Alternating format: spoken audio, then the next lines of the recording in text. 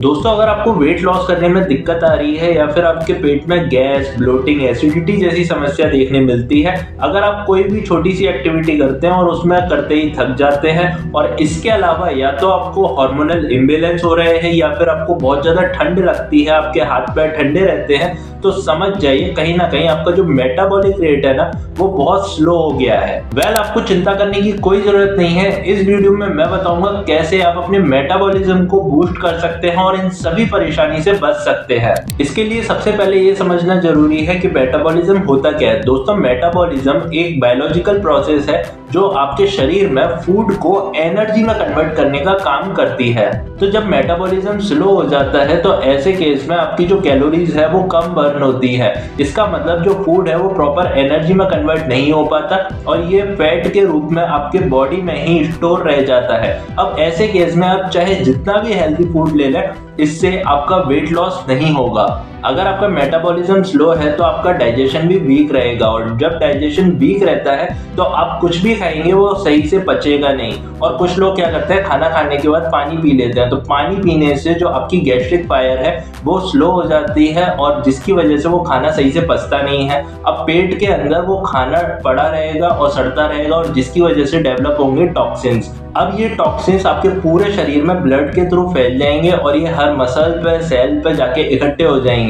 जब लिवर और किडनी इन टॉक्सिन्स को बाहर निकालने की कोशिश करेगी तो इन ऑर्गन्स पर बहुत ज्यादा लोड आने लगेगा, मतलब लिवर और किडनी पे बहुत ज्यादा लोड आने लगेगा, जिससे इसकी भी समस्या क्रिएट होने लगेगी। जब मेटाबॉलिज्म स्लो होता है तो बॉडी सही से हीट डेवलप नहीं करती और जिसकी वजह से आपको ठंड लगती है और आपके हाथ पैर भी ठंडे रहते हैं। लेकिन इसमें घबराने की जरूरत नहीं है, इसके कुछ सॉल्यूशंस हैं। अगर आप बेसिक लाइफस्टाइल चेंजेस करेंगे तो डेफिनेटली ये सारी समस्याओं से आप छुटकारा पा लेंगे। सबसे पहले बात करते हैं हाइड्रेशन की। अगर आप एक सही अमाउंट में डेली पानी पी रहे हैं तो इससे आपका जो मेटाबॉलिक रेट है वो बूस्ट होता है और इतना ही नहीं, ये आपके यूरिन के थ्रू ये सारे जितने भी टॉक्सिन्स आपके बॉडी में कलेक्टेड थे उनको फेंकने का काम करता है, बाहर निकाल देता है। दूसरा, आपका जो डाइजेशन है वो बेटर हो जाएगा, तो आपके अंदर जो टॉक्सिन्स है वो डेवलप ही नहीं होंगे इतने। खाना खाने के 30 मिनट पहले आप पानी पी सकते हैं और इसके बाद आप 1 घंटे बाद तक पानी ना पिए।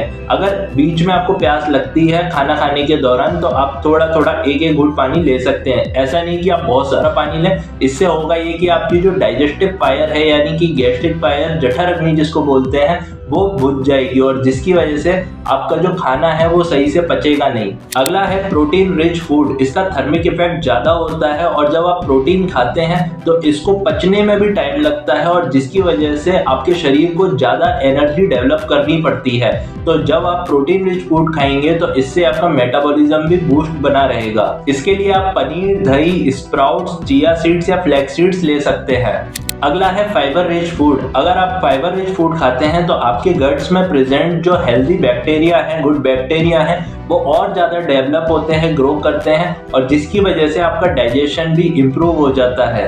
तो इसके लिए आप किनोआ, ओट्स, ब्राउन राइस जैसे होल ग्रेन ले सकते हैं। पपाया, एप्पल और गुआवा जैसे फ्रूट्स ले सकते हैं। पालक, ब्रोकली, भिंडी, गाजर जैसी सब्जियां भी आपको लेनी चाहिए। कुछ डिटॉक्स ड्रिंक जैसे ग्रीन टी, ब्लैक कॉफी या एप्पल साइडर विनेगर भी आप ले सकते हैं और डेली सुबह खाली पेट अजवाइन, जीरा, मेथी और सौंफ का पानी भी आपको लेना चाहिए।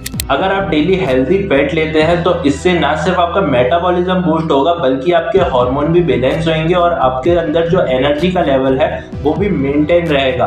तो डेली आपको 1 चम्मच देसी गाय का घी लेना है। आप कोकोनट ऑयल भी ले सकते हैं और इसके साथ आपको ऑलिव ऑयल भी लेना चाहिए। इसके लिए आप कुछ इंपॉर्टेंट स्पाइसेस जैसे दालचीनी, अदरक या हल्दी आप ले सकते हैं। लेकिन दोस्तों, सिर्फ खाने पीने से काम नहीं चलेगा, आपको डेली एटलीस्ट 40 मिनट तक वर्कआउट करना है, स्ट्रेचिंग कर सकते हैं और आपको योग तो जरूर करना चाहिए। शुगर और पैकेट फूड को आपको अवॉइड करना है। डीप फ्राइड या मैदा से बने कोई भी सामान आपको नहीं खाना है और किसी भी तरह का अल्कोहल या कार्बोनेटेड ड्रिंक आपको नहीं लेना है। तो क्या सिर्फ इतना करने से आपका मेटाबॉलिज्म बूस्ट हो जाएगा? नहीं होगा। इसमें एक इम्पोर्टेंट फैक्टर और है, अगर आपने उसको इंक्लूड नहीं किया तो फिर आपका मेटाबॉलिज्म स्लो ही रह जाएगा। वो है आपकी अच्छी नींद। रात को आपको अच्छे से नींद लेनी है। अगर आपकी नींद प्रॉपर नहीं होगी, कंप्लीट नहीं होगी, तो इससे आपके हार्मोन भी इम्बैलेंस रहेंगे, आप में एनर्जी का लेवल भी डाउन रहेगा और इतना ही नहीं, आपका जो मेटाबॉलिज्म है वो और स्लो हो जाएगा और जिसकी वजह से ये डाइजेशन जैसे इश्यूज क्रिएट करेगा।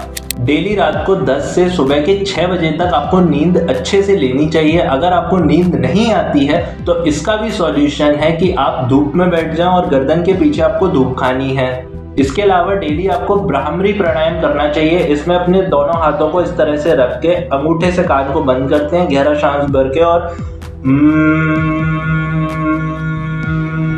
भवरे जैसा साउंड क्रिएट करते हैं। तो ऐसे में जो वाइब्रेशंस होते हैं वो आपके न्यूरॉन्स को एकदम रिलैक्स कर देंगे और जिससे आपकी जो नींद है वो इम्प्रूव हो जाएगी।